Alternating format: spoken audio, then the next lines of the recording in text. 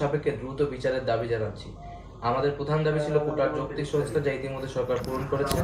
এখন শিক্ষার সুষ্ঠু পরিবেশ নিশ্চিত করার লক্ষ্যে দ্রুত শিক্ষা প্রতিষ্ঠান খুলে দেওয়ার জন্য সরকারের প্রতি জোর আহ্বান জানাই। সার্বিক স্বার্থে আমরা এই মুহূর্তে থেকে আমাদের কর্মসূচি প্রত্যাহার করছি। মাহমুদ রাফি, বৈষম্য বিরোধী ছাত্র আন্দোলন সমন্বয় করছি চট্টগ্রাম থেকে।